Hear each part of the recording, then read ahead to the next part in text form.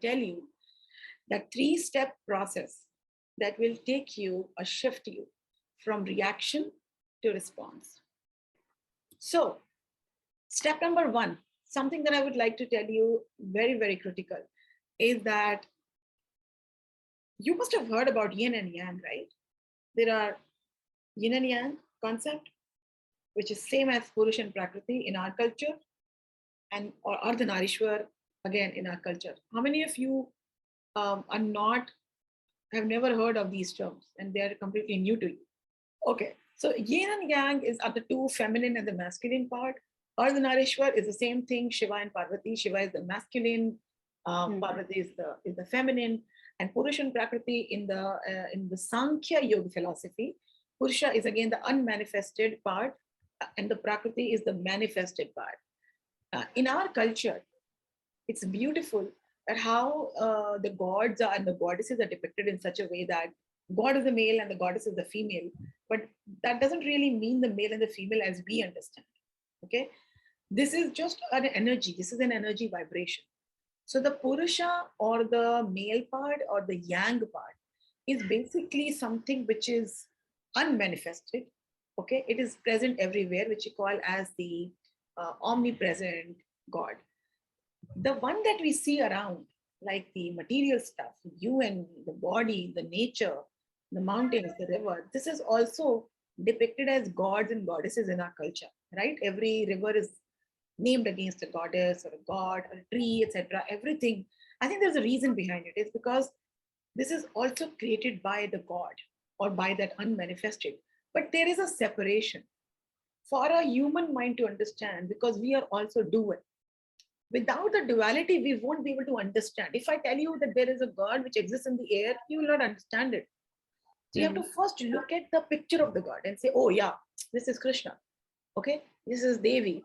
Then you say, okay, then now I understand. Otherwise, your mind will say, okay, well, I don't see anything. Where is God? So the reason why the two philosophies are created, but every creation is the goddess or the feminine part, and each of that masculine and feminine is in us. And the learning, the step number 1, and that learning is that we have both the things available. We have the power to achieve. We have the power to go and struggle, to go and fight, but we also have the power to nurture. We also have the quality to take care, the feminine quality. That is the motherly quality, right? But if a mother is too overpowering, if the mother is always more achieving oriented, if the mother keeps on be like a helicopter mother, always on the head of the child and say, okay, why don't you do this? Okay, that is more a masculine. Where is the nurture going to come from?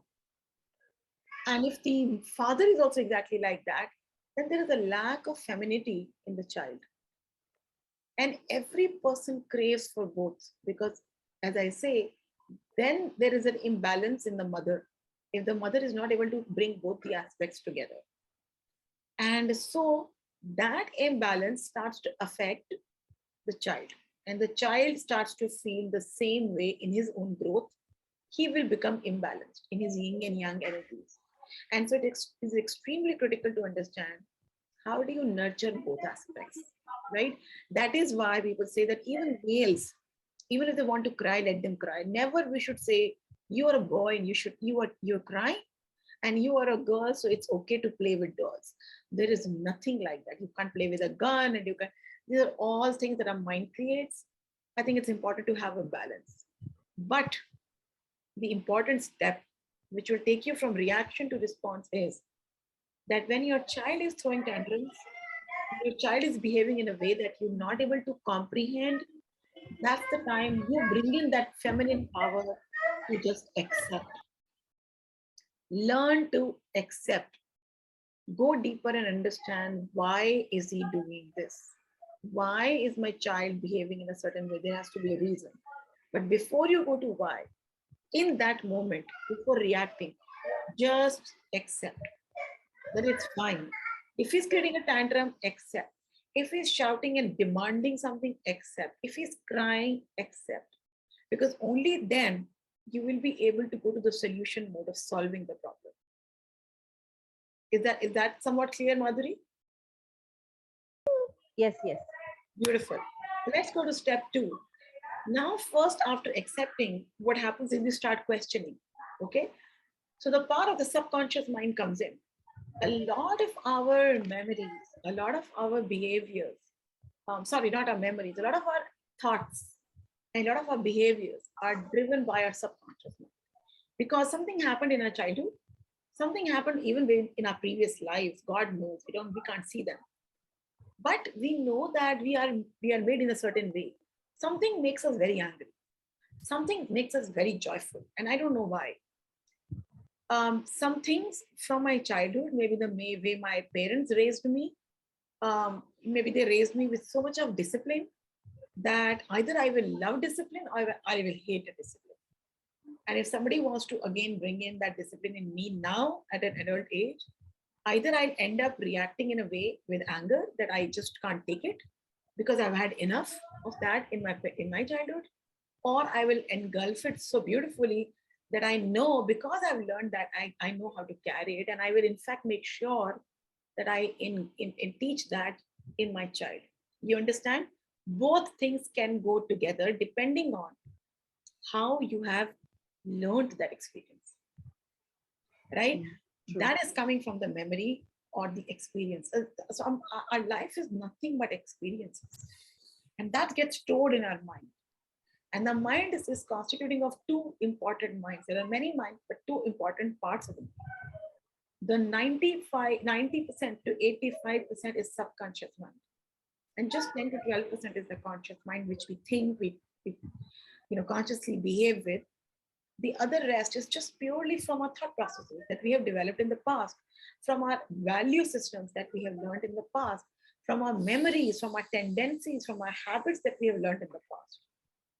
So we are driven by nothing but our subconscious mind primarily.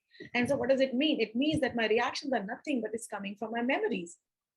It's coming because I'm reacting because something happened in the past. I created a story in my mind and I stored that story in my mind.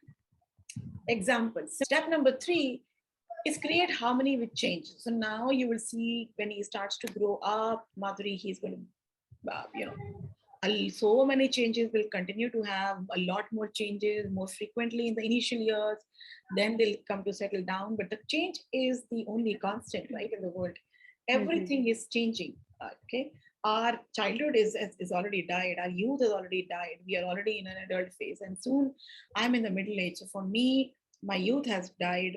My middlehood will also be dying someday sooner.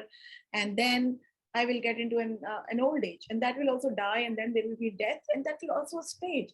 This is just a change. There's nothing to worry about it. But what is important is throughout the change, how am I creating harmony? How am I ensuring that this is my chance? So it's about changing from or a change to chance, I can say. How do we make sure that I take that opportunity whenever I see a change and understand it and take the right behavior?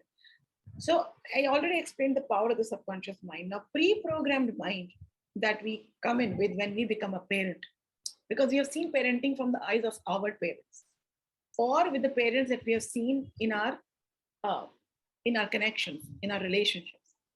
But has anybody taught us parenting? Nobody.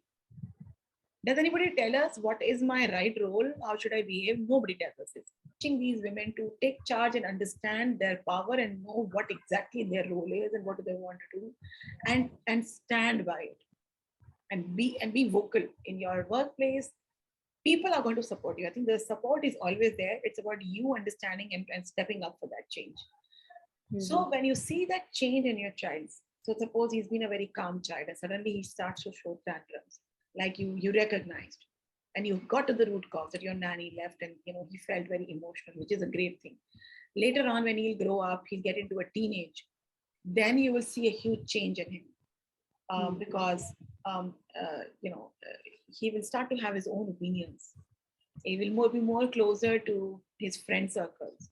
He'll try and start hiding things from you because he's not sure how what is your relationship with him, unless you start the relationship with friendship.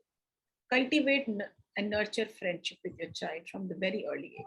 Play with him, be like a child, Share your emotions, let him share, allow him to be open with you, hear him, listen to him, so that when he grows into teenage, he knows when he is in a dilemma, when he is going through his emotions, he can come to you and share with you, and you are open to listen to him. The moment ever he will recognize that there is nobody in his home who can be a listening ear to him, he's going to cut himself off and will become introvert and will stop sharing and hiding things. And at that time, because so many teenage mothers come to me and there is no solution then. I mean, there are solutions, but it's more of a corrective solution than something which can I can prescribe now, which is more of predictive. We know that these things are going to happen, so why not cultivate that friendship from now on? So that is important. Go to the root cause. Every time you see a drastic change in your child's behavior, don't first accept it. Go to the root cause and understand why is he doing this. Talk to him. Okay, that is extremely. Take that opportunity to share and talk to him. That's your chance. So these were my 3 steps.